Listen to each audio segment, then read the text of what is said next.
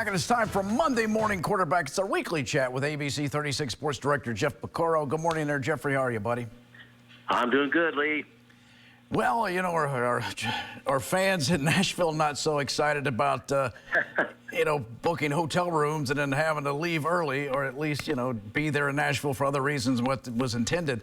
But here's the thing, Jeffrey. Let's talk about this, and Coach Cal pointed it out as well. Whenever this team stumbles like they did against Vanderbilt for whatever reasons, and we'll let you explain that, they have a tendency to bounce back pretty strong.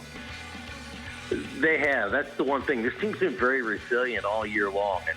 And, maybe according to him, it's a good thing, and maybe you need a loss to spring forward. We shall see. I think that at least yesterday, talking to the players, they were very excited about where they're going and who they're playing.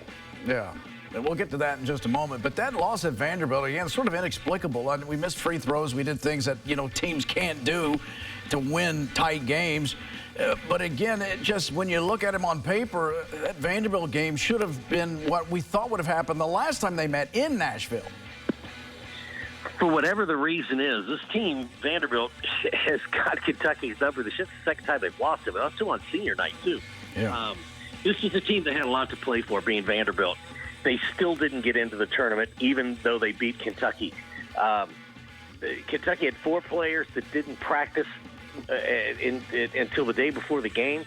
Coach said he wasn't going to play them. He decided to play them. I don't take a whole lot out of it.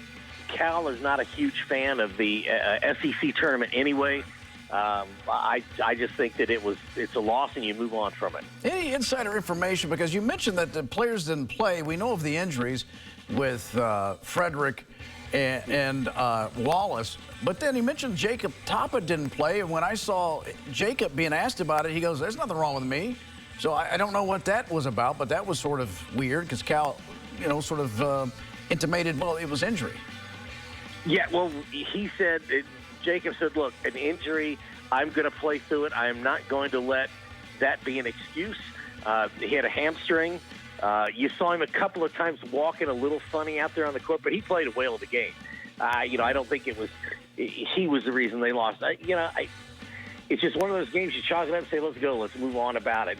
Now it's one and done. Now you play in every game is your last game. So it's a totally different atmosphere, it's a totally different reason for playing now. Okay, so they take on the Providence Friars. Bryce Hopkins, who played for Kentucky, is on that team. He's going to be motivated to do well, we'd imagine. But again, the good news is, unlike Vanderbilt, Providence doesn't know Kentucky that well. I'm sure they've scouted them. But heck, looking at a scouting report, you still don't know who's going to show up for the Wildcats, so I don't know what that tells you. No, you're exactly right. But, this is a Big East team. They're going to be very physical. Bryce Hopkins is a fantastic player for them. He said he was like a robot playing for Kentucky, and the shackles are off now, and he can just play, averages 16 points a game. This is a team that's 21-11. I think, again, if you're asking me who's going to win, I think Kentucky wins this game. They're just simply, but you know what happened last year against St. Peter's. Kentucky is just more athletic. They've got better players. Bryce Hopkins, very good player, but he's just one guy, and I think Kentucky can handle them, especially in the inside. I think Oscar and Toppin are the ones that lead the Cats, and they're getting that extra day, so they're not going to play till Friday, and I think Kentucky will be healed up. If Xavier will probably play, Kaysen will be much, much better, and Frederick will be much better. The enigma wrapped in a riddle is this. The line on Kentucky, if you hit them in the mouth, if you're physical with them, you can beat them. Yep. But that wasn't true at Arkansas. Arkansas did that, and Kentucky rose to that challenge. I just can't figure these guys out to save my life, Jeff. Yeah, I'm with you, but I will say this. I think that they are learning how to play in those types of games. We saw another flagrant foul on Chibwe. They're trying to get under his skin inside. But no, you're right. They took a punch at Arkansas, and they punched back, and they won.